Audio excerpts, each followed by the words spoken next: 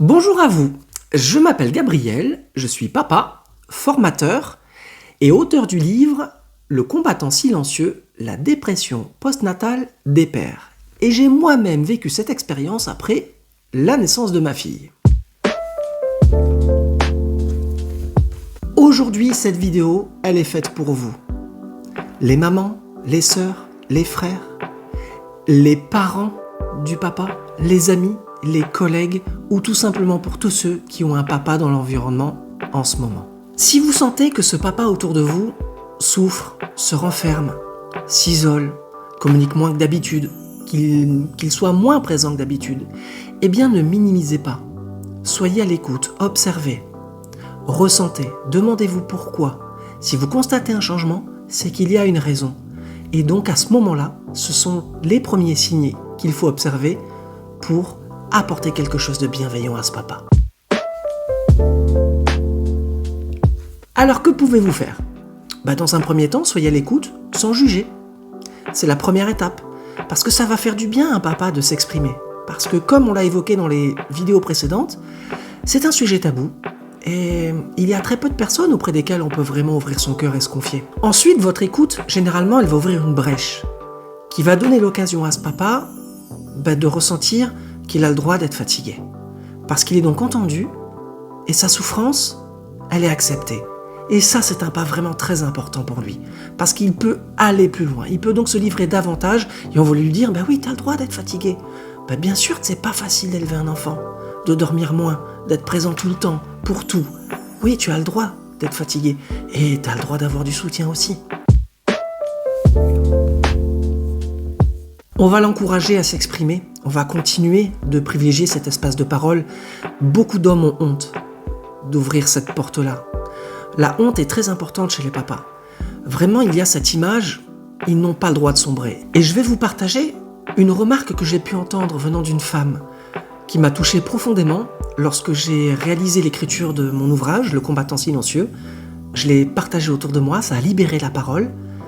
Eh bien, une amie de mon entourage m'a dit cette phrase très bouleversante.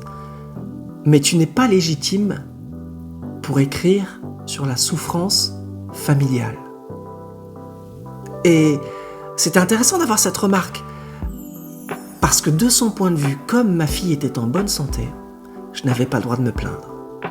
Et vous voyez cette remarque, elle est un petit peu généralisée dans notre société. L'homme, le papa, n'a pas le droit de souffrir. Il n'a pas le droit d'avoir de faiblesse. Sous X conditions, l'enfant en bonne santé, ou parce que la maman a vécu physiquement l'accouchement, ou etc., etc. Et c'est faux. Non, le papa aussi rencontre des difficultés, oui, il peut souffrir, et déjà, le fait d'ouvrir le dialogue et de lui montrer qu'on peut continuer de parler va venir légitimer sa souffrance, car elle est bel et bien présente. On va essayer de l'aider à prendre soin de lui. Ça veut dire quoi ? Ça veut pas forcément dire que vous verrez au premier coup d'œil qu'il se néglige. Non, il va peut-être pas abandonner le rasage ou le fait de bien s'habiller, non. Mais on va constater des changements d'habitude.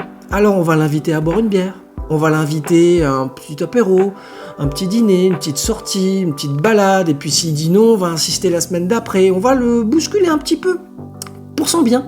On va lui montrer qu'on est là pour lui. On va accepter s'il dit non, mais on va être là.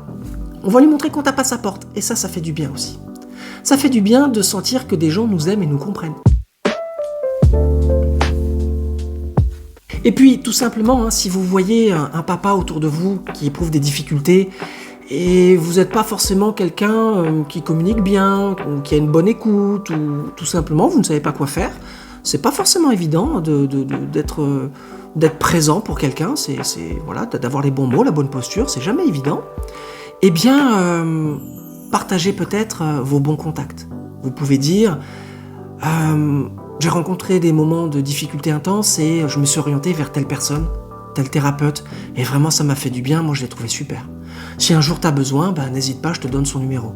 Ça c'est bien aussi. Moi je l'ai fait combien de fois ? Ça compte. Et après, libre à la personne d'y aller ou non.